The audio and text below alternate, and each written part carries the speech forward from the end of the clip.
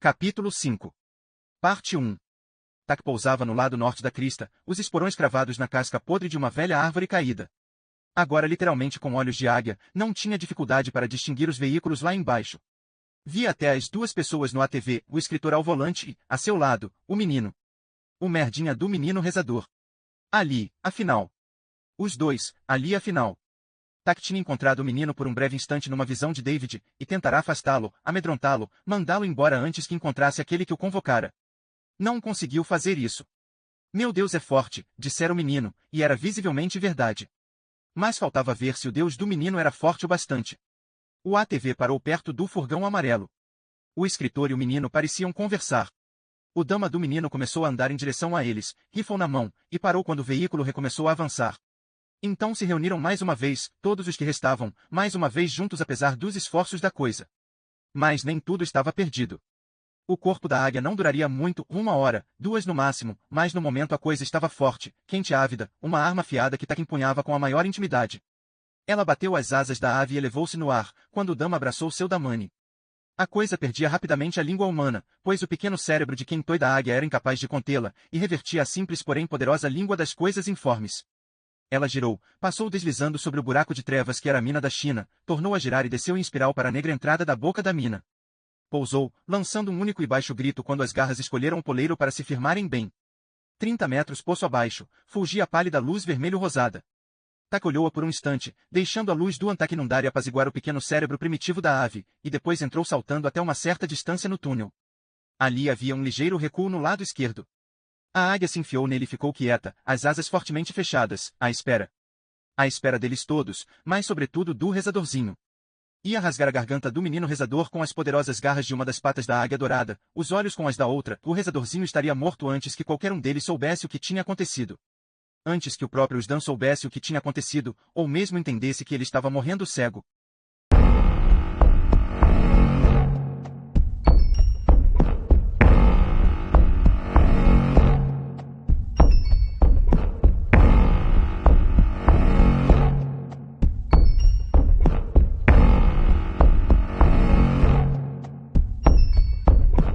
Capítulo 5.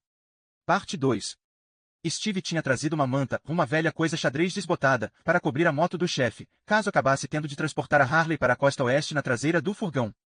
Quando Johnny e David encostaram com o ATV, Mary Jackson tinha essa manta em torno dos ombros, como um chale escocês. A porta traseira do furgão estava aberta e ela estava sentada ali com os pés no para-choque, segurando a manta na frente.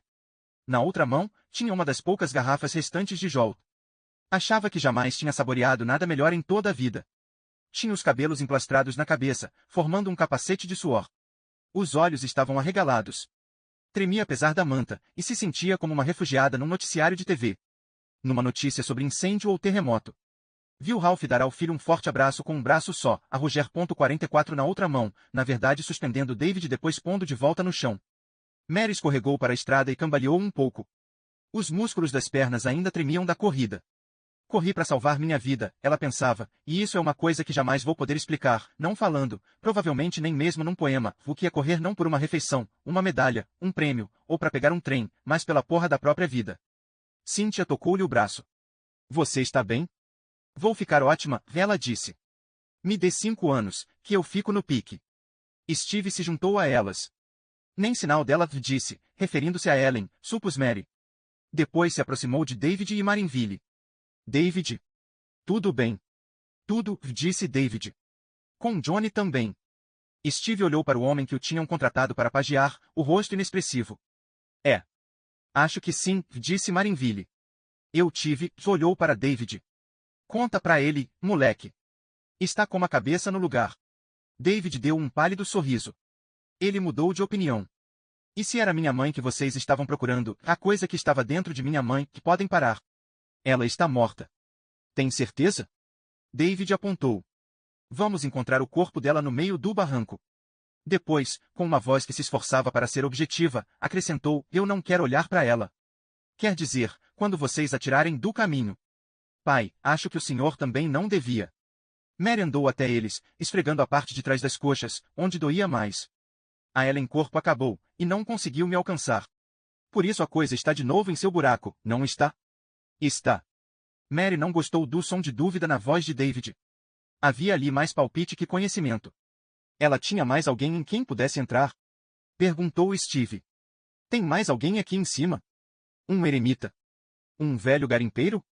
Não, disse David. Mais seguro agora. Ela caiu e não consegue se levantar, disse Cynthia, e deu um soco em direção ao céu cheio de estrelas. Uau! David? Perguntou Mary. Ele se virou para ela. A gente ainda não acabou, mesmo que ela esteja presa aí dentro. Acabou. A gente deve fechar a entrada. Primeiro Antak, disse David, assentindo, depois a entrada, sim. Lacrar, como estava antes. Olhou para o pai. Ralph passou um braço em volta dele. Se você está dizendo, David. Eu sou a favor, disse Steve. Mal posso esperar para ver onde esse cara tira os sapatos e põe os pés para descansar. Eu não tinha mesmo nenhuma pressa de voltar para Bakersfield, disse Cynthia. David olhou para Mary. Claro. Foi Deus quem me mostrou como sair, sabe? E eu preciso me lembrar de Peter. Essa coisa matou meu marido. Acho que devo fazer alguma coisinha contra ela, por Peter. David olhou para Johnny. Duas perguntas, disse Johnny. Primeiro, o que vai acontecer quando isso acabar? O que vai acontecer aqui? Se a empresa de mineração de desespero voltar e recomeçar a trabalhar no poço, com a máxima probabilidade vai reabrir a mina da China. Não é? Logo, de que adianta? David deu um sorriso de verdade. A Mary pareceu aliviado, como se estivesse esperando uma pergunta muito mais difícil. Isso não é problema da gente, é de Deus. O da gente é fechar o Antak e o túnel pro mundo externo. Depois vamos embora sem olhar para trás. Qual é a outra pergunta? Posso levar você para tomar um sorvete quando isso acabar? Contar para você umas histórias da escola? Claro. Contanto que eu possa pedir que pare quando se tornarem, você sabe, chatas.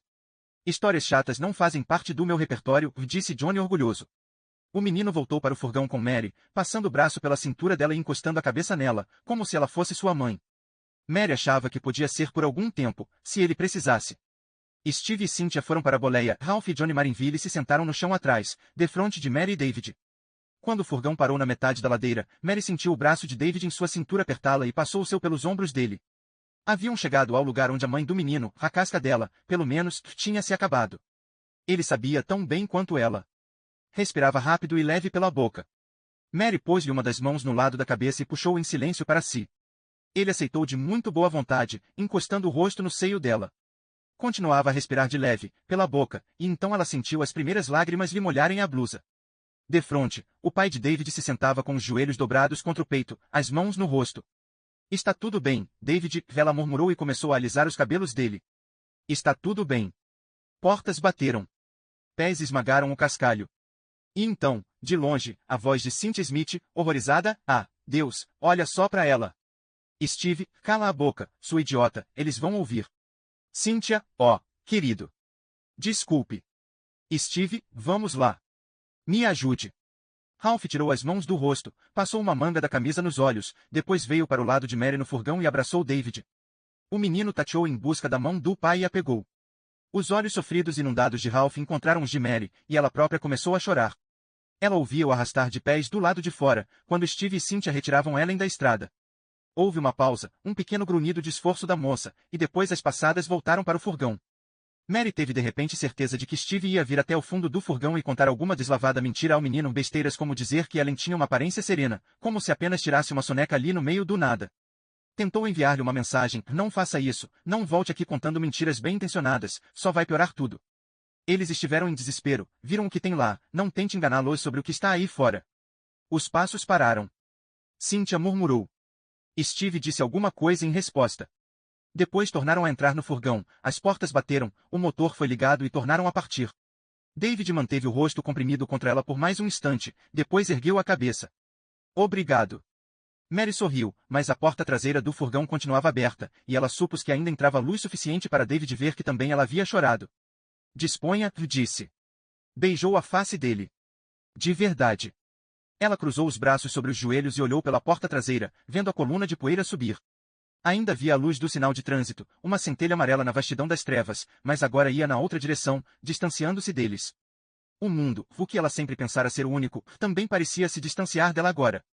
Shopping centers, restaurantes, MTV, malhação na Academia Gold e sexo quente de vez em quando à tarde, tudo se distanciava. E é tudo tão fácil, pensava.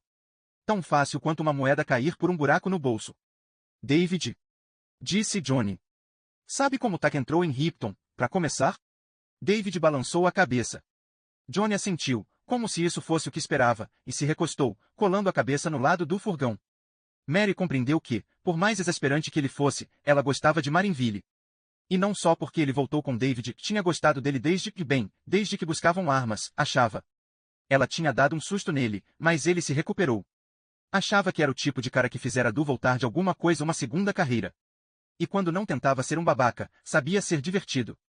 Johnny tinha o ponto 30.06 ao lado. Procurou tateando em volta, sem erguer a cabeça, pegou-o e o depôs atravessado sobre os joelhos. Desconfio que vou perder uma conferência amanhã à noite, disse, falando para o teto. O tema seria punks e pós-alfabetizados, a literatura americana no século XXI. Vou ter de devolver o adiantamento. Uma pena, George e Martha. Isso é de Quem Tem Medo de Virginia Woolf? Disse Mary. Edward Albee. Não somos todos burros neste carro. Desculpe, disse Johnny, parecendo espantado. Tenha o cuidado de anotar a desculpa em seu diário, ela disse, sem a menor ideia do que estava falando. Ele baixou a cabeça para olhar para ela, franziu a testa por um momento e começou a rir. Após um instante, Mary juntou-se à risada. Depois também David ria, e Ralph aderiu. Tinha uma risada surpreendentemente aguda para um homem grande, uma espécie de rir de desenho animado, e essa ideia fez Mary rir ainda mais. Doía-lhe a barriga arranhada, mas a dor não a detinha. Steve bateu no fundo da boleia. Não se podia dizer se sua voz abafada era divertida ou assustada. O que está acontecendo? Com sua melhor voz de fera literária, Johnny Marinville rugiu de volta, cala a boca, seu boi do Texas. A gente está discutindo literatura aqui atrás. Mary uivava de rir, comprimindo a base da garganta com uma das mãos, a outra enconchada em torno da barriga a latejar. Só conseguiu parar quando o furgão alcançou a crista do barranco, atravessou-a e desceu do lado oposto. Então, todo o humor abandonou de repente. Os outros pararam mais ou menos na mesma hora. Está sentindo? Perguntou David ao pai. Estou sentindo alguma coisa. Mary começou a tremer. Tentou lembrar se já tremia antes, quando ria, e não conseguiu. Sentiam alguma coisa, sim, não tinha dúvida de que sentiam. Talvez sentissem ainda mais se houvessem estado ali mais cedo, se tivessem tido de subir aquela mesma ladeira antes que a coisa sangrando logo atrás pudesse. Expulse isso da cabeça, Mary. Expulse e feche a porta. Mary. Disse David. Ela olhou para ele. Não falta muito agora. Ótimo. 5 minutos depois, minutos muito longos, o furgão parou e as portas da boleia se abriram. Steve e Cynthia vieram até o fundo. Saltem, pessoal, disse Steve. Última parada. Mary deixou com esforço o furgão, fazendo uma careta com cada movimento. Doía-lhe o corpo todo, mas as pernas eram o pior. Se ficasse sentada muito mais tempo no fundo do furgão, achava que provavelmente nem conseguiria andar. Johnny, ainda tem aquelas aspirinas? Ele passou-as para ela. Ela tomou 3, engolindo-as com o resto de Jolt. Depois foi até a frente do furgão. Estavam diante da mina da China, a primeira vez para os outros, a segunda para ela. O escritório de campo ficava perto, vendo, pensando no que havia ali dentro, e como estivera perto de acabar sua existência ali, tinha vontade de gritar. Depois fixou os olhos na viatura, a porta do motorista ainda aberta, o capô ainda levantado, o filtro de ar ainda ao lado do pneu esquerdo dianteiro. Me abrace, pediu a Johnny. Ele o fez, baixando o olhar para ela com uma sobrancelha erguida. Agora me leve até aquele carro. Por quê? Preciso fazer uma coisa. Mary, quanto mais cedo a gente começar, mais cedo acaba, disse David. Só vai levar um segundo. Vamos, Shakespeare. Vamos lá. Ele conduziu-a até o carro, o braço na cintura dela, o ponto 3006 na mão livre. Ela achava que ele sentia a sua tremedeira, mas não fazia mal, ganhou coragem, mordendo o lábio inferior, lembrando a entrada na cidade no fundo daquele carro. Sentada com Peter atrás da tela metálica do carro. Sentindo o cheiro de Old Spice e o outro, metálico, de seu próprio medo. Não havia maçanetas.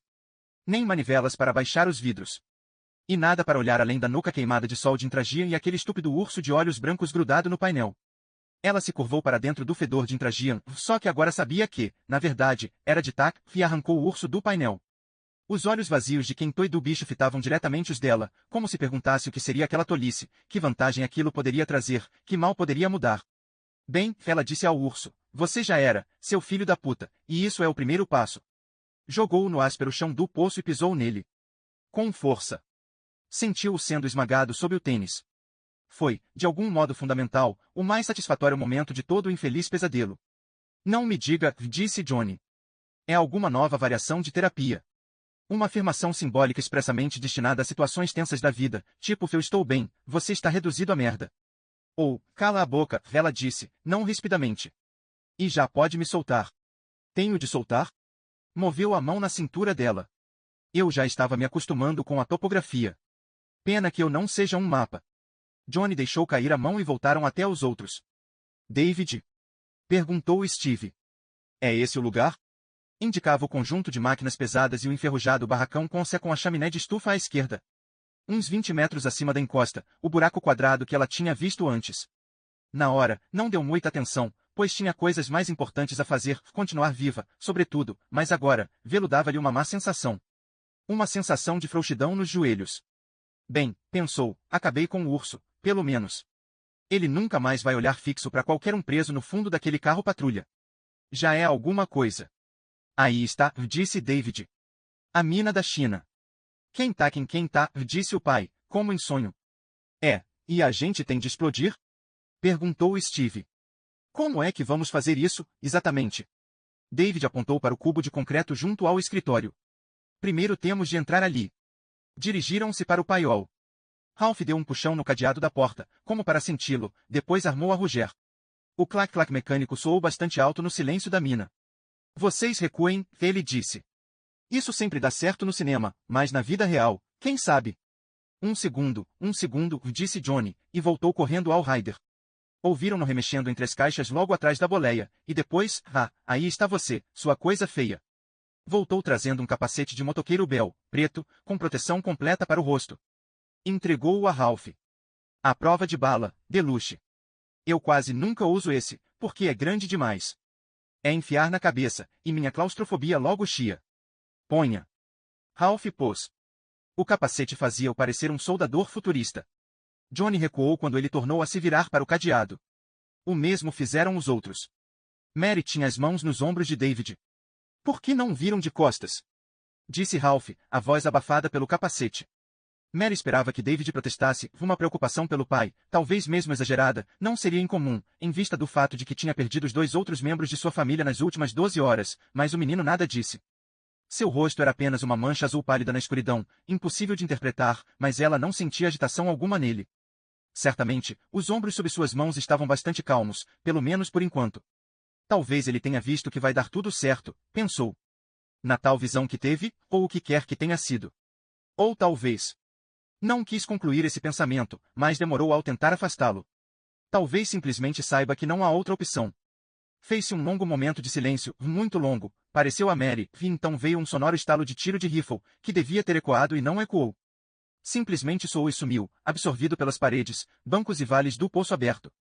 Logo em seguida ela ouviu o grito espantado de um pássaro e depois nada mais. Perguntava-se por que Tak não mandou os animais contra eles, como tinha feito contra tanta gente da cidade. Por que eles 6 eram alguma coisa especial? Talvez. Se assim era David quem os tornava especiais, como um único jogador bom pode levantar todo um time. Voltaram-se e viram Ralph curvado sobre o cadeado, a Mary, ele parecia o Piemon curvado sobre Simple Simon nos anúncios de Horde Johnson, olhando através da viseira do capacete. O cadeado estava retorcido, com um grande buraco de bala no meio, mas quando ele o puxou, continuou a resistir. Mais uma vez, disse e girou o dedo para eles, mandando-os dar as costas. Eles o fizeram, e ouviu-se outro estalo. Não houve grito de pássaro depois deste. Mary achou que o que quer que tivesse gritado já andava longe a essa altura, embora não tivesse ouvido o bater de asas. Não que fosse ouvir, provavelmente, com os 2 tiros ressoando nos ouvidos. Desta vez, quando Ralph puxou, a alça do cadeado se soltou das arrombadas entranhas. Ralph o puxou e jogou-o fora. Quando tirou o capacete de Johnny, ria. David correu e bateu com a mão aberta na mão do pai. Boa, pai. Steve abriu a porta e espiou para dentro. Cara. Mais escuro que um monte de cus. Não tem um interruptor? Perguntou Cynthia. Sem janelas, devia ter. Ele apalpou, primeiro à direita, e depois à esquerda. Cuidado com aranhas, disse Mary, nervosa. Pode ter aranhas. Está aqui, encontrei, disse Steve. Ouviu-se um clique-clique, clique-clique, mas luz nenhuma. Quem ainda tem uma lanterna? Perguntou Cynthia. Devo ter deixado a minha na porra do cinema. De qualquer modo, não está comigo. Ninguém respondeu. Mary também tinha uma lanterna, a que tinha encontrado no escritório, e achava que a tinha enfiado no cós do jeans depois de desativar os utilitários. Se o fizera, ela tinha desaparecido. Também o machado. Devia ter perdido as duas coisas na fuga do poço. Merda, disse Johnny. Escoteiros nós não somos. Tem uma no furgão, atrás do banco, disse Steve. Debaixo dos mapas. Por que não vai buscar? Perguntou Johnny, mas por um momento ou dois Steve não se mexeu. Olhava para Johnny com uma expressão estranha no rosto, que Mary não sabia interpretar bem. Johnny também viu isso. O que foi? Algum problema? Não, disse Steve. Nenhum problema, chefe. Então manda ver.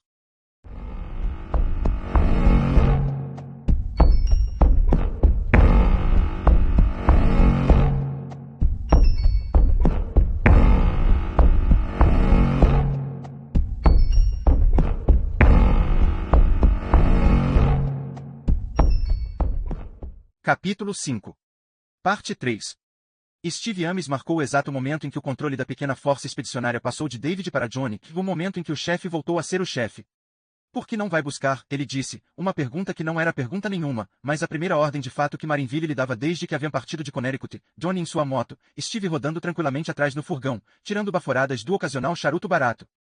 Chamava de chefe, até Johnny mandá-lo parar, porque era uma tradição no ramo do entretenimento, no teatro. Os trocadores de cenários chamavam o diretor de cena de chefe, num set de cinema. Os contra-regras chamavam o diretor de chefe, numa excursão. Os roadies chamavam o gerente da excursão ou os caras da banda de chefe. Ele simplesmente transportou essa parte de sua vida antiga para aquele trabalho, mas não pensava em Johnny como chefe, apesar de seu vozeirão de palco e da arrogante atitude de eu sei exatamente o que estou fazendo, até agora. E desta vez, quando o chamou de chefe, ele não protestou. Por que não vai buscar?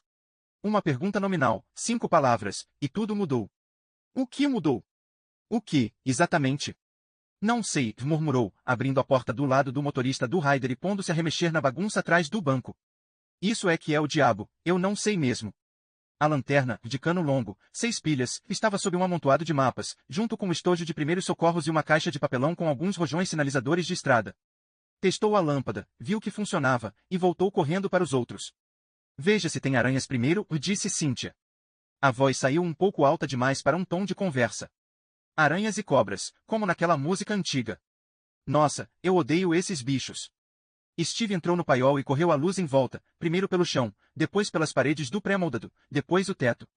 Não tem aranhas, informou. Nem cobras. David, fique aí fora, disse Johnny. Acho que a gente não deve se amontoar aí dentro.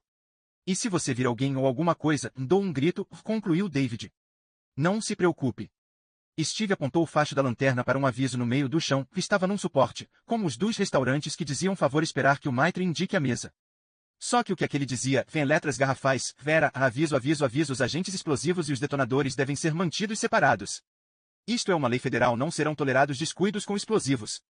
A parede do fundo estava cheia de pinos cravados no pré-moldado.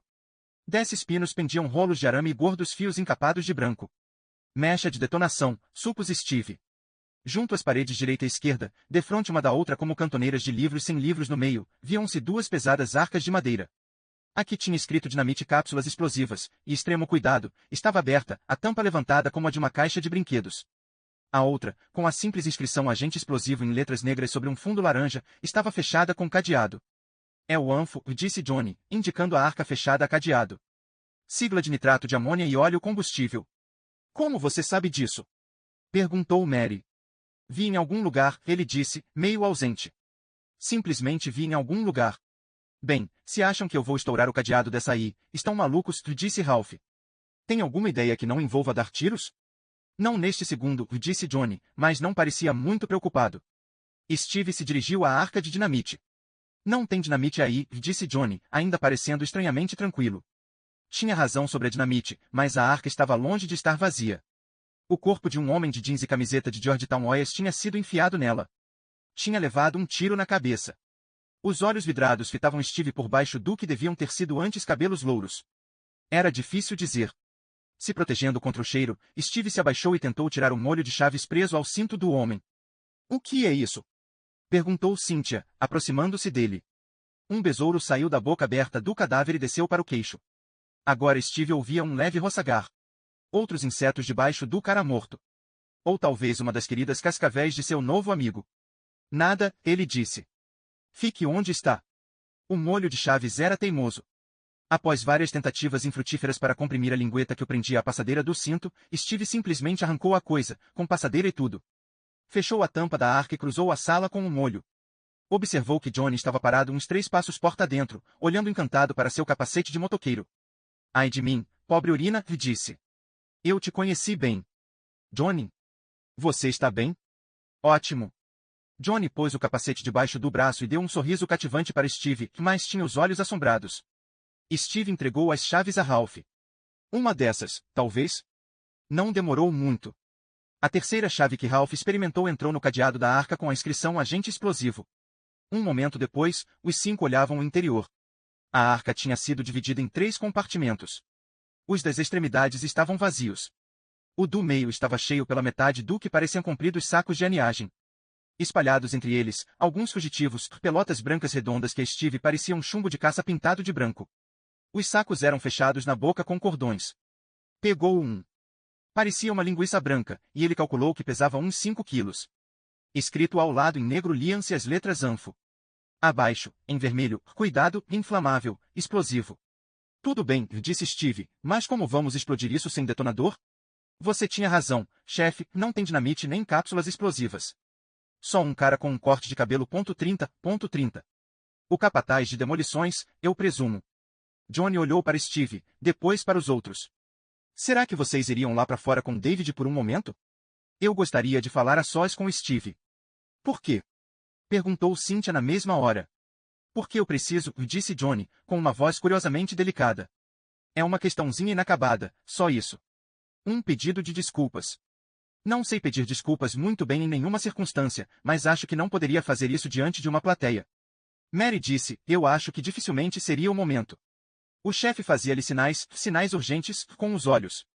Está tudo bem, disse Steve. Vai ser rápido. E não saiam de mãos vazias, disse Johnny. Cada um pegue um saco desse 4 de julho instantâneo. Para mim, sem alguma coisa explosiva para detonar, é mais uma fogueira de acampamento instantânea, disse Ralph. Eu quero saber o que está acontecendo aqui, disse Cynthia. Parecia preocupada. Nada, disse-lhe Johnny, a voz tranquilizadora. Verdade. O caralho que não está, disse Cynthia mal-humorada, mas saiu com os outros, cada um levando um saco de anfo. Antes que Johnny pudesse dizer qualquer coisa, David entrou. Ainda tinha vestígios de sabonete seco nas faces, e os lábios estavam roxos. Steve namorou certa vez uma garota que usava sombra nos olhos daquela mesma cor. Em David, parecia mais choque do que glamour. Está tudo bem? Perguntou David. Olhou ligeiramente para Steve, mas era Johnny que se dirigia. Está. Steve, deu um saco de anfo a David. David ficou parado mais um instante, segurando o saco que Steve lhe entregou, olhando, perdido em pensamentos. Ergueu abruptamente o olhar para Johnny e disse, revire os bolsos para fora. Todos. O que? Começou Steve. Johnny mandou-o se calar, sorrindo estranhamente. Era o sorriso de alguém que mordeu alguma coisa de sabor ao mesmo tempo amargo e irresistível. David sabe o que está fazendo. Desabotoou as chaparreiras, puxou para fora os bolsos do jeans embaixo, entregando seus bens a Steve, a famosa carteira, as chaves, o martelo que tinha enfiado no cinto, para segurar enquanto o fazia. Curvou-se para que David visse o interior do bolso da camisa. Depois abriu a calça e baixou-a. Por baixo, usava uma cuequinha azul. A não pequena pança transbordava por cima dela. Parecia Steve um daqueles caras velhos ricos que a gente via andando na praia às vezes. Sabia-se que eram ricos não só porque usavam relógios Rolex e óculos de sol Oakley, mas porque tinham a coragem de andar com aquelas minúsculas colhoneiras de elastano, para começar. Como se, depois de a renda pessoal ultrapassar uma certa soma, a pança se tornasse mais um bem. Pelo menos o chefe não usava elastano. Só algodão comum. Ele ergueu ligeiramente os braços, oferecendo a David todos os ângulos e ferimentos, depois tornou a puxar o jeans para cima. Em seguida, as chaparreiras. Satisfeito? Tiro as botas, se não estiver. Não, disse David, mas cutucou os bolsos das chaparreiras antes de recuar. Tinha o rosto perturbado, mas não exatamente preocupado. Tenham sua conversa. Mas se apressem. E saiu, deixando Steve e Johnny sozinhos. O chefe foi para o fundo do paiol, tão longe da porta quanto possível. Steve seguiu-o. Agora sentia o cheiro do cadáver dentro da arca de dinamite, por baixo do aroma mais forte de óleo combustível do lugar, e queria sair dali o mais cedo que pudesse. Ele queria ter certeza de que você não tinha nenhum daqueles quentais, não era? Como Audrey. Johnny assentiu. É um menino esperto. Acho que sim. Steve mexeu os pés, olhou para eles, depois voltou a erguer os olhos para o chefe. Escuta, não precisa se desculpar por se mandar. O importante é que voltou. Porque a gente simplesmente não, e eu devo muitos pedidos de desculpas, disse Johnny. Começou a pegar suas coisas de volta, devolvendo-as rapidamente aos bolsos dos quais haviam saído. Pegou o martelo por último, metendo mais uma vez no cinto das chaparreiras. É realmente espantoso como a gente pode fazer cagadas no curso de uma vida. Mas você na verdade é a última de minhas preocupações nesse aspecto, Steve, sobretudo agora. Cale a boca e escute, está bem? Está bem. E isso realmente tem de ser rápido. David já desconfia que estou aprontando alguma coisa, é outro motivo pelo qual quis que eu revirasse os bolsos. Vai chegar um momento, muito em breve agora, em que você vai ter de agarrar David. Quando fizer isso, tenha certeza de segurar firme, porque ele vai lutar como o diabo. E não solte. Por quê? Será que sua amiguinha de cabelo criativo ajuda, se você pedir? Provavelmente, mas, Steve, vai ter de confiar em mim. E por que devo? Porque eu tive um momento de revelação a caminho daqui. Só que isso é formal demais, prefiro a expressão de David. Ele me perguntou se eu fui atingido por uma bomba de Deus. Eu disse que não, mas foi outra mentira. Você acha que foi por isso que Deus acabou me escolhendo? Porque eu sou um consumado mentiroso. É meio engraçado, mas também meio terrível, sabe? O que vai acontecer? Você ao menos sabe? Não, não inteiramente. Johnny pegou o ponto .30.06 numa das mãos e o capacete de viseira negra na outra. Olhava de um para outro, como se comparasse o valor relativo deles. Não posso fazer o que você quer, disse Steve sem rodeios. Não confio em você o suficiente para fazer o que você quer. Vai ter de confiar, disse Johnny e entregou-lhe a arma. Sou só o que lhe resta agora. Mas... Johnny deu um passo para perto dele. Para Steve, não parecia mais o homem que montou na Harley Davidson em Connecticut, as absurdas roupas de couro novas rangendo, exibindo cada dente da boca para os fotógrafos de Life, People e Daily News que o cercavam clicando sem parar. A transformação era muito mais que alguns hematomas e o nariz quebrado. Ele parecia mais jovem, mais forte. A pompa tinha desaparecido do rosto, e também a vaguidão meio frenética.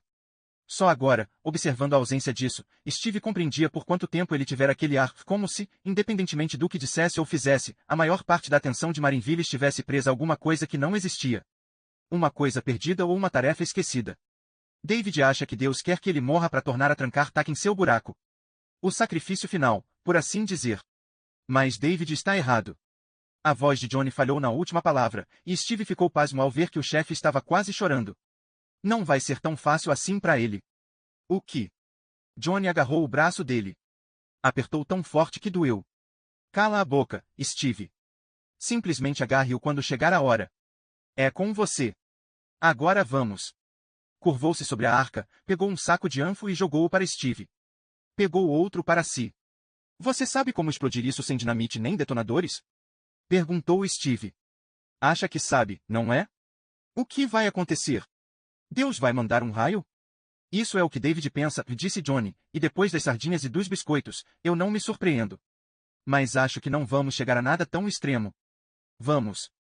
Está ficando tarde. Saíram para o que restava da noite e se juntaram aos outros.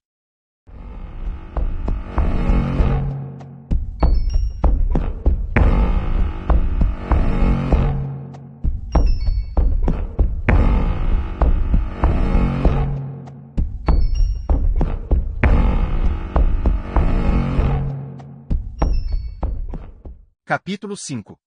Parte 4. No pé da encosta, 20 metros abaixo do acidentado buraco que era a mina da China, Johnny os deteve e mandou amarrar os cordões dos sacos 2 a 2.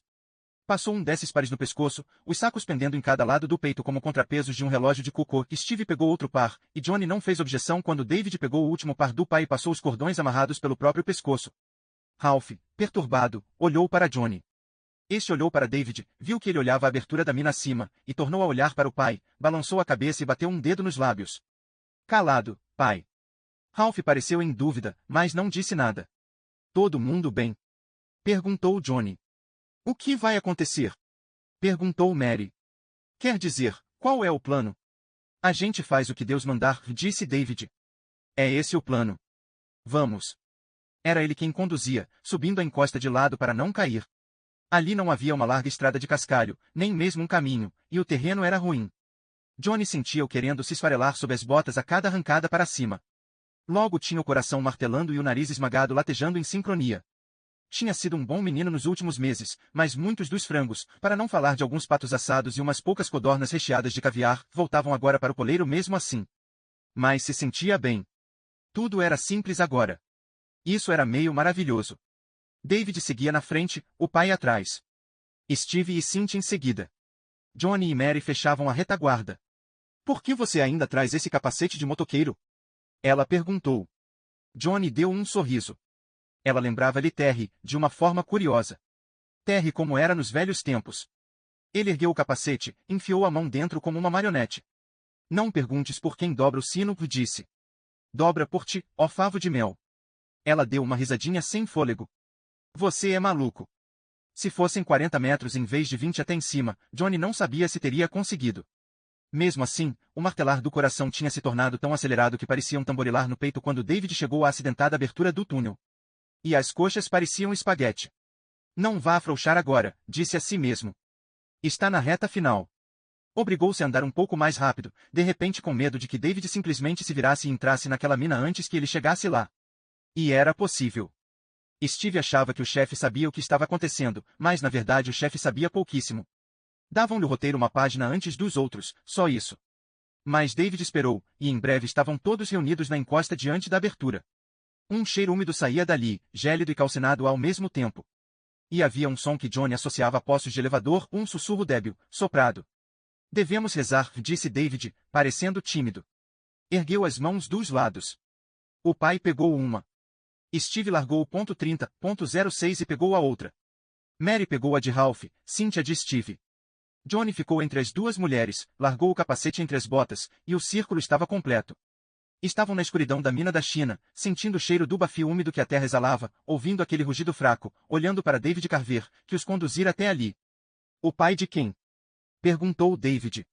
Pai nosso, disse Johnny, entrando fácil na estrada da velha prece, como se nunca tivesse se afastado. Que estais no céu, abençoado seja vosso nome. Venha a nós o vosso reino. Os outros se juntaram, Cynthia, filha de pastor, primeiro, e Mary por último. Seja feita a vossa vontade, assim na terra como no céu. O pão nosso de cada dia nos dai hoje, e perdoai as nossas ofensas, assim como nós perdoamos a quem nos tem ofendido. Não nos deixeis cair em tentação, mas livrai-nos do mal. Amém. Depois do Amém, Cynthia continuou, pois vosso é o reino, o poder e a glória, para todo sempre. Amém. Ergueu o olhar, com um pequeno cintilar de que Johnny tinha passado a gostar muito. Foi assim que aprendi, uma espécie de dance mix protestante, sabe? David olhava para Johnny agora. Me ajude a dar o melhor de mim, disse Johnny. Se você está aí, Deus, e agora tenho motivo para acreditar que está, me ajude a dar o melhor de mim e não voltar a ceder. Quero que leve esse pedido bem a sério, porque tenho uma longa história de fraquezas. David, e você? Tem alguma coisa a dizer? David balançou os ombros e fez que não com a cabeça. Já disse. Soltou as mãos que seguravam a sua, e o círculo se desfez. Johnny disse, muito bem, vamos lá. Vamos lá o quê? Perguntou Mary. Vamos lá o quê? Quer me dizer, por favor?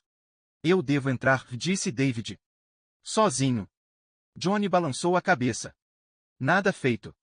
E não me venha com esse negócio de Deus me mandou, porque no momento ele não está lhe mandando nada.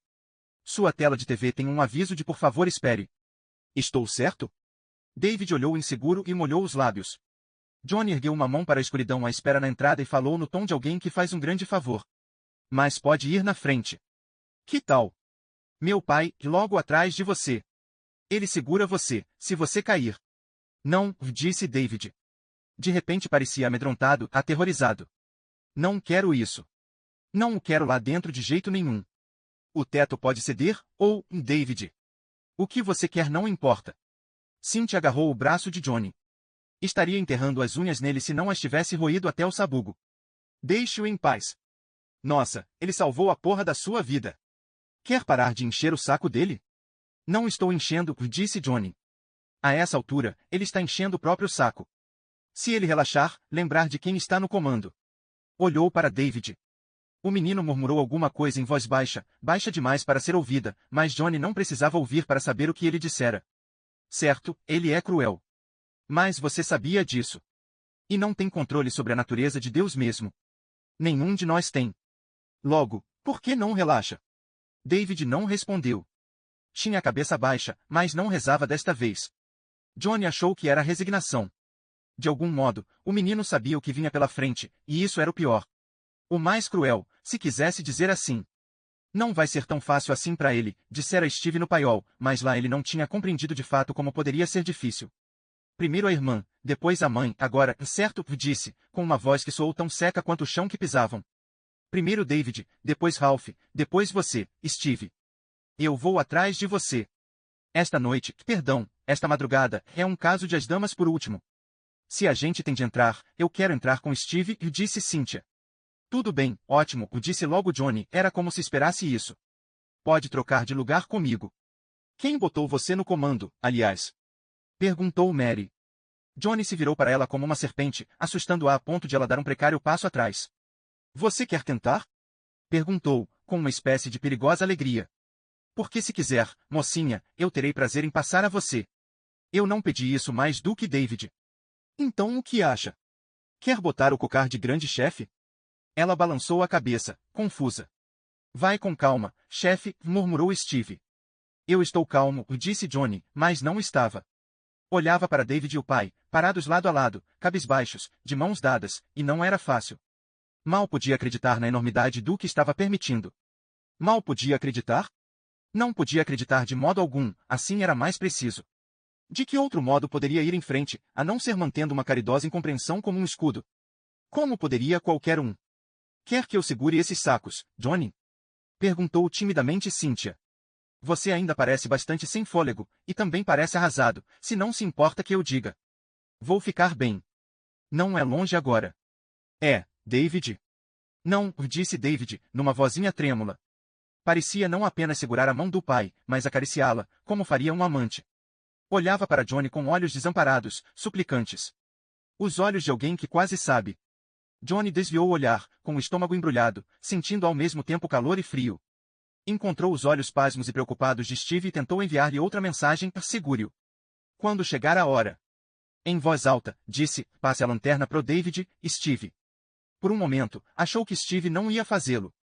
Então ele tirou a lanterna do bolso de trás e entregou-a. Johnny ergueu de novo a mão para a escuridão do poço. Para o frio cheiro morto de fogueira velha e o fraco rugido que vinha das profundezas no centro da montanha assassinada. Esperou ouvir alguma palavra confortadora de Terry, mas ela deixará o cenário. Talvez fosse melhor assim. David? Perguntou, a voz trêmula. Quer iluminar o caminho? Não quero, sussurrou David.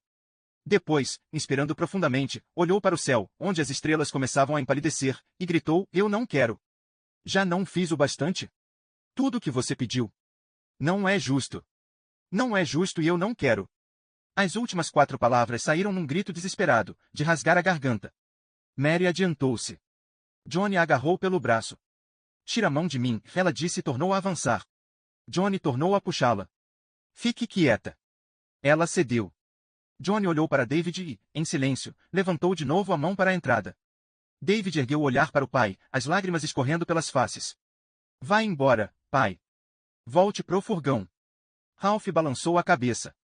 Se você entrar, eu entro. Não. Eu estou mandando. Não vai ser bom pro senhor. Ralph simplesmente manteve sua posição e olhou paciente para o filho.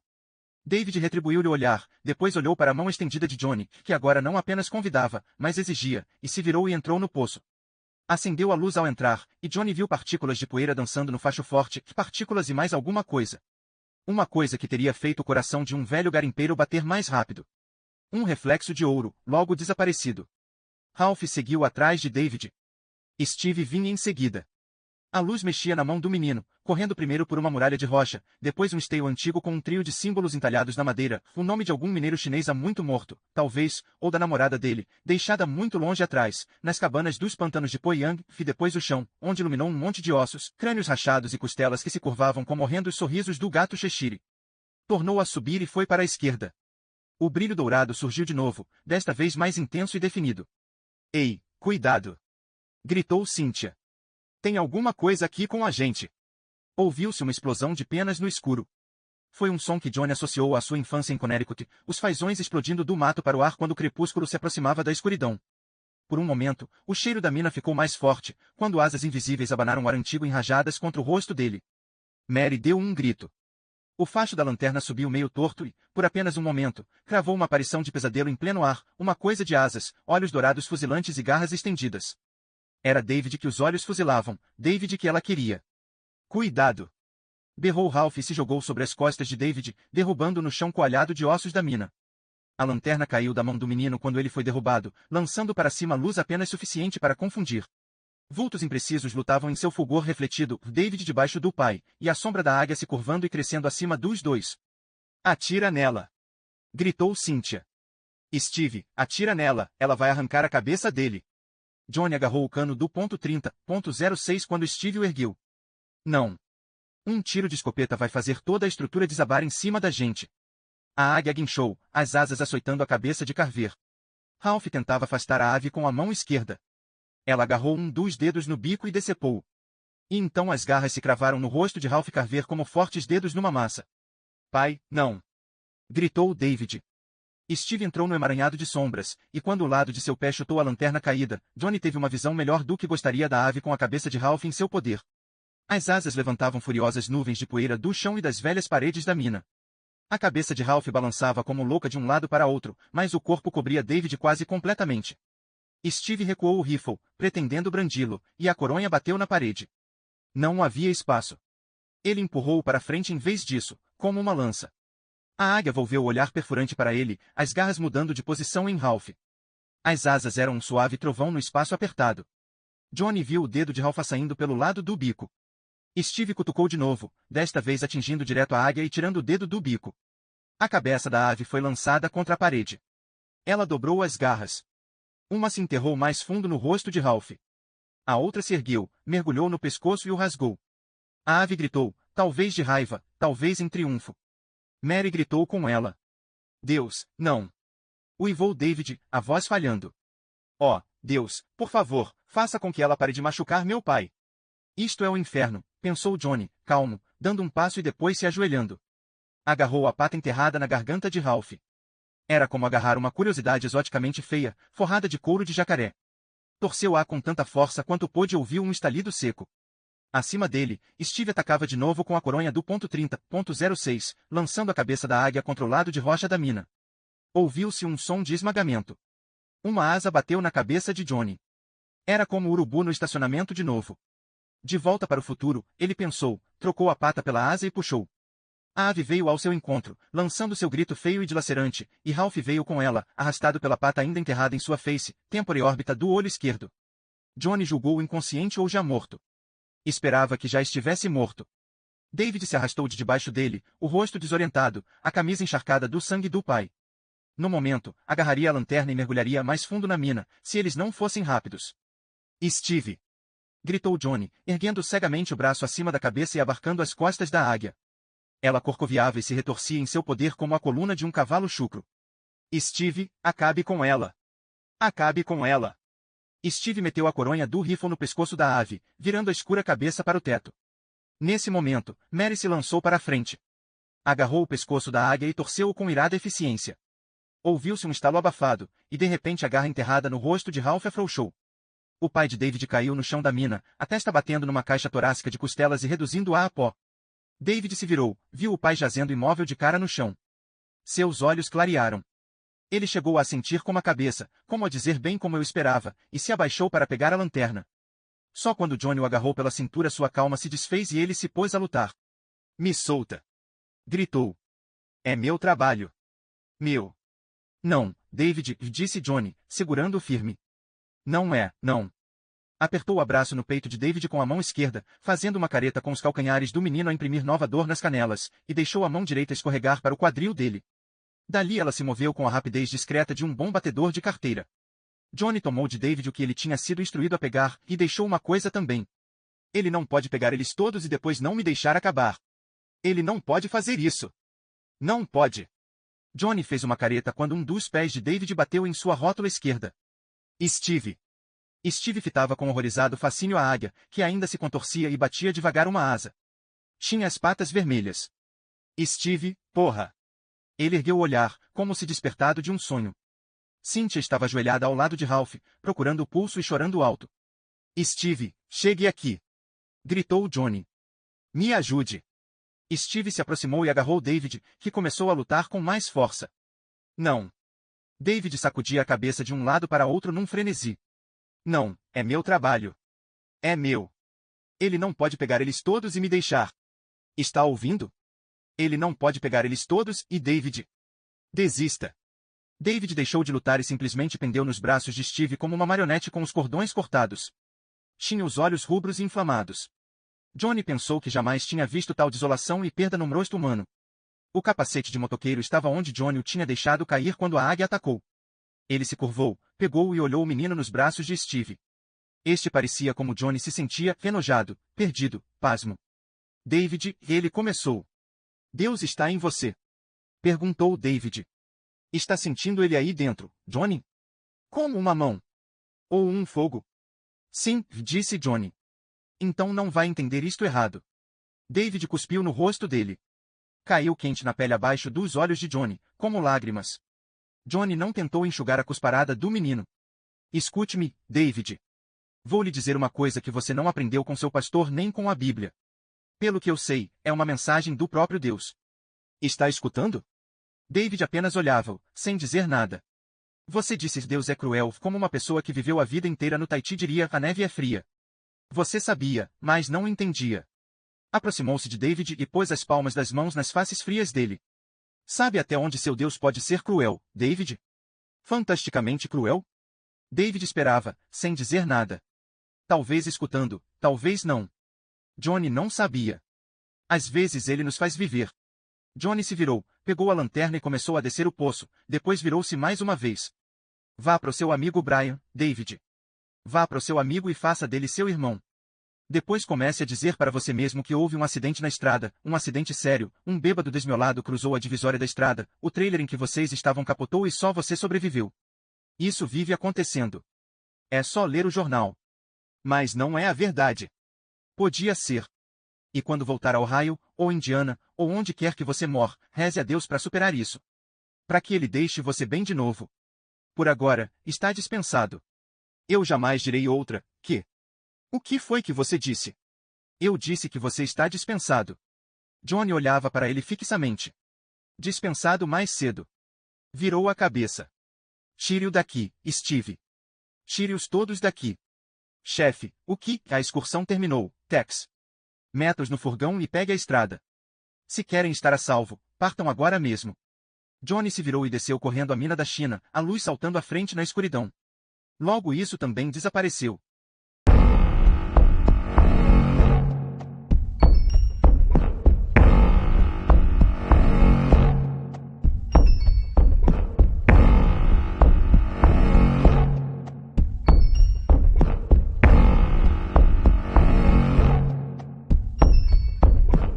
Capítulo 5.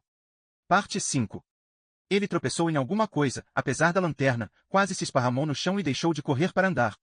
Os mineiros chineses haviam deixado cair suas coisas na frenética e inútil precipitação para escapar, e no fim caíram eles próprios também. Johnny andava sobre uma paisagem juncada de ossos, reduzindo-os a pó, e movia a luz num triângulo constante, da esquerda para a direita, para o chão, de novo para a esquerda, a fim de manter a paisagem nítida e constante na mente. Viu que caracteres chineses cobriam as paredes, como se os sobreviventes do afundamento tivessem sucumbido a uma espécie de mania de escrever quando a morte primeiro se aproximou e depois os levou. Além dos ossos, via canecos de lata, velhas picaretas enferrujadas com engraçados cabos curtos, pequenas caixas enferrujadas em correias, o que David tinha chamado de senes, supunha, tecidos apodrecidos, sapatos de pele de cervo, minúsculos, sapatos para bebês, pode-se dizer, e pelo menos 3 pares de tamancos de madeira. Um desses tinha um toco de vela que deve ter sido aceso um ano antes de Abe Lincoln ser eleito presidente. E por toda parte, espalhados entre os restos, viam-se os quentais, coiotes com línguas de aranha, aranhas com estranhos ratinhos albinos saindo da boca, morcegos de asas abertas com obscenas línguas bebês, os bebês sorriam, como duendes. Alguns mostravam criaturas de pesadelo que jamais havia mexido na terra, aberrações que faziam doer os olhos de Johnny. Ele sentia os quentais o chamando, atraindo-o como a lua atrai a água salgada. fora às vezes atraído assim por uma súbita vontade de tomar um trago, ou devorar uma sobremesa, ou lamber o liso e veludoso interior da boca de uma mulher. Os Quentais falavam em tons de loucura que ele reconhecia de sua própria vida passada, vozes docemente razoáveis propondo atos indizíveis. Mas os Quentais não teriam poder sobre ele se ele não parasse, se curvasse e os tocasse. Se pudesse evitar isso, evitar o desespero que viria disfarçado de curiosidade, calculava que estaria bem. Já teria Steve tirado o pessoal? Só podia esperar que sim, e que Steve pudesse dar um jeito de tê-los a uma boa distância em seu confiável furgão antes que chegasse o fim.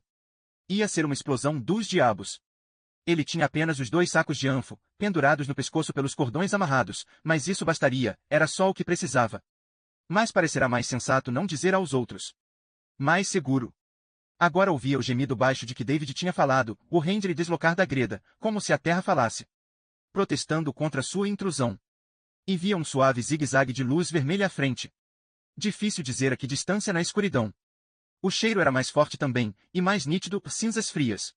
À esquerda, um esqueleto, provavelmente não chinês, a julgar pelo tamanho, ajoelhava-se contra a parede, como se tivesse morrido rezando. De repente virou a cabeça e deu a Marinville seu sorriso morto, dentuço. Deu fora enquanto ainda há tempo. Taca a van. Taca lá. Johnny chutou a caveira como se fosse uma bola de futebol americano. Ela se desintegrou, quase se vaporizou, sem lascas de ossos e ele apressou o passo rumo à luz rubra, que vinha de uma fenda na parede. O buraco parecia suficientemente grande para ele passar se espremendo. Ficou diante do buraco, olhando para a luz, não podendo ver muita coisa do lado da mina, ouvindo na mente a voz de David como alguém em transe deve ouvir a voz do hipnotizador que o pôs sob seu comando. À 1h10 da tarde de 21 de setembro, os caras da encosta abriram um buraco no que a princípio julgaram ser uma gruta. Johnny jogou a lanterna fora, não ia precisar mais dela, e se espremeu pela greta adentro. Quando entrou no Antac, o som murmurado de elevador que tinham ouvido na entrada da mina pareceu encher sua cabeça com vozes sussurrantes, atraindo, bajulando, seduzindo. Em toda a sua volta, transformando a câmara do Antac numa fantástica coluna oca, iluminada em suaves tons escarlate, havia caras esculpidas em pedra, lobo e coiote, gavião e águia, rato e escorpião. Da boca de cada uma saía não outro animal, mas uma forma amorfa e reptiliana que Johnny mal podia se forçar a olhar, que, na verdade, não podia ver, fosse como fosse. Seria Tac. O Tac no fundo do Ini. E isso importava? Como ele pegara Ripton? Se estava preso ali embaixo, como, exatamente, pegara Ripton? Compreendeu de repente que atravessava o Antac, dirigindo-se para o Ini. Tentou fazer parar as pernas e descobriu que não podia. Tentou imaginar Cary Ripton fazendo aquela mesma descoberta e achou fácil. Fácil. Os compridos sacos de anfo oscilavam de um lado para outro contra o peito. Loucas imagens dançavam-lhe na cabeça, Terry agarrando as passadeiras de sua calça e puxando com força contra o ventre quando ele começava a gozar, o melhor orgasmo de sua vida e não fora parar em lugar nenhum além de suas calças. Conte essa Ernest Hemingway, saindo da piscina do Bel Air às gargalhadas, o cabelo colado na testa, erguendo a garrafa de cerveja para as câmeras que espocavam, Bill Harris dizendo-lhe que atravessar o país de moto poderia mudar sua vida e toda a sua carreira, se ele realmente quisesse fazer isso, quer dizer. Por último de tudo, viu os vazios olhos cinza do policial olhando pelo retrovisor, o policial dizendo que achava que Johnny em breve viria a entender muito mais de pneuma, som e sax do que antes. Nisso tinha razão. Deus, proteja-me o bastante para levar isto até o fim, disse e deixou-se arrastar para o Ini. Poderia parar, mesmo que tentasse? Talvez fosse melhor não saber. Animais mortos jaziam num círculo podre em torno do buraco no chão, o poço dos mundos de David Carver. Coiotes e urubus, sobretudo, mas ele também via aranhas e uns poucos escorpiões. Teve uma sensação de que aqueles últimos protetores haviam morrido quando a águia morreu. Alguma força em retirada expulsou a vida deles, como a vida de Audrey Wyler tinha sido expulsa assim que Steve tirou os Quentais da mão dela com um tapa. Agora começava a sair fumaça do Ini, só que não era fumaça de modo algum. Era uma espécie de lama marrom escura oleosa, e quando começou a ir na direção dele, Johnny viu que estava viva. Pareciam mãos de 3 dedos em garra nas extremidades de braços magros. Não eram ectoplásmicos, os braços, mas tampouco estritamente físicos. Como as formas esculpidas que assomavam acima e em volta, olhá-los fazia doer a cabeça de Johnny, como doía a cabeça de um menino quando ele saía cambaleando de um brinquedo perversamente giratório num parque de diversões. Era a coisa que enlouquecera os mineiros, claro. A coisa que transformará Ripton.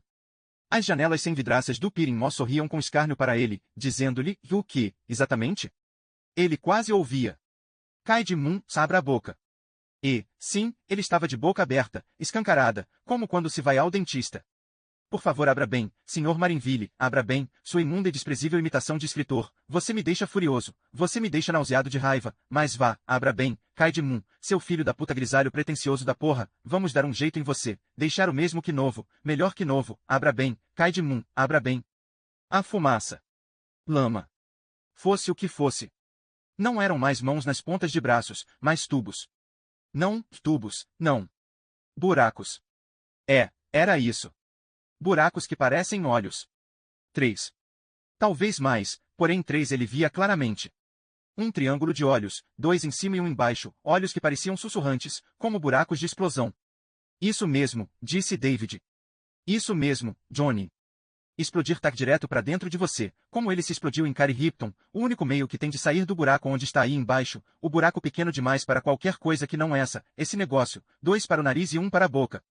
A lama negro-amarronzada se contorcia em direção a ele, ao mesmo tempo horrível e atraente, buracos que eram bocas, bocas que eram olho. Olhos que sussurravam. Prometiam. Ele percebeu que tinha uma ereção. Não era exatamente um momento sensacional para uma, mas quando isso tinha detido algum dia. Agora, sugando, e sentia-o sugando o ar de sua boca, sua garganta. Fechou a boca e enfiou o capacete de motoqueiro na cabeça. Bem a tempo.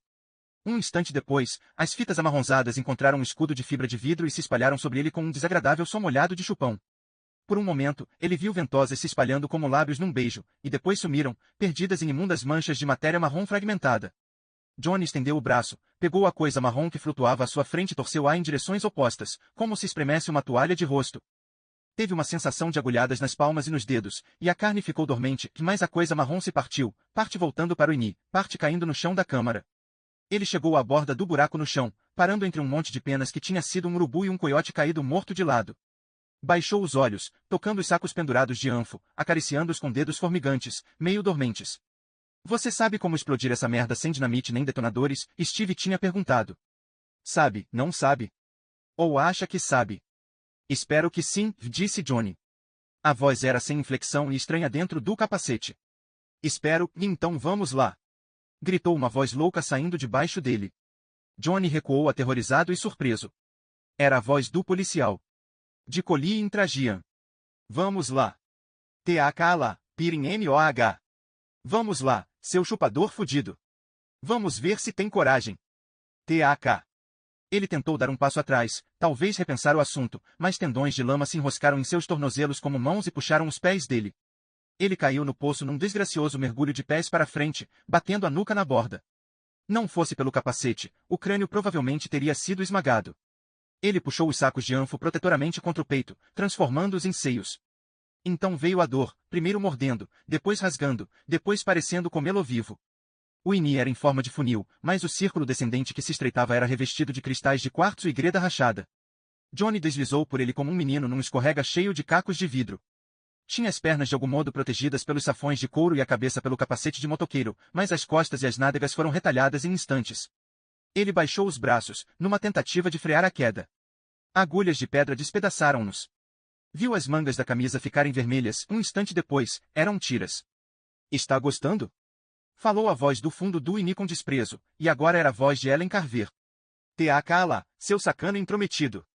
Em T.O.W. Tem a L.A.K. Furiosa. Xingando em duas línguas. Insano em qualquer dimensão, pensou Johnny e riu em sua agonia. Mergulhou para frente, pretendendo dar uma cambalhota ou morrer tentando.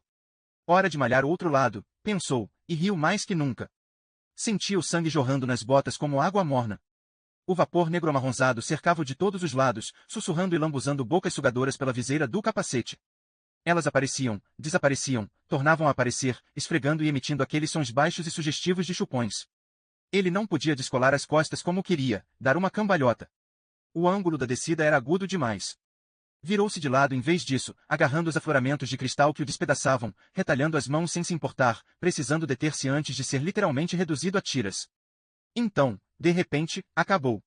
Jazia enroscado no fundo do funil, sangrando por toda parte, ao que parecia, os nervos dilacerados tentando afogar todo o pensamento racional com seu insensato grito.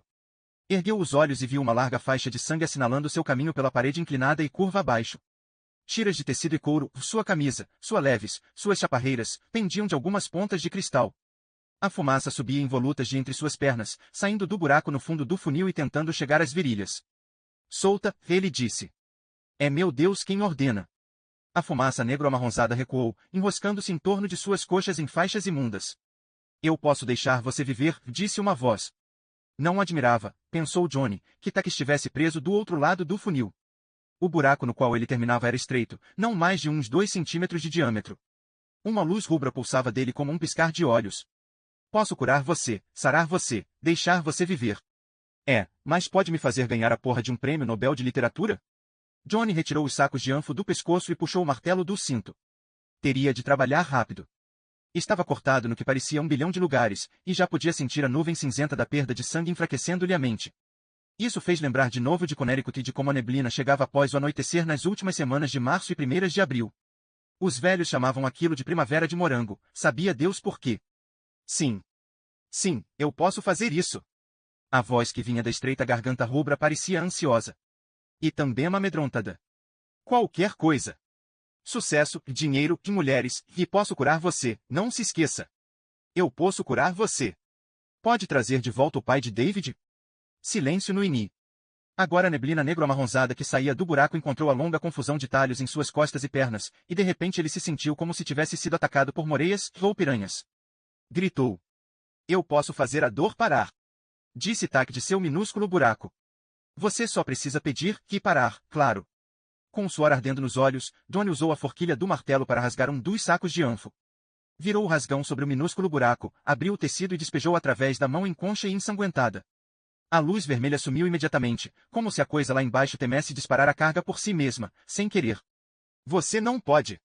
Gritou a coisa, a voz agora abafada, mas Johnny ouviu-a com bastante clareza em sua cabeça, mesmo assim.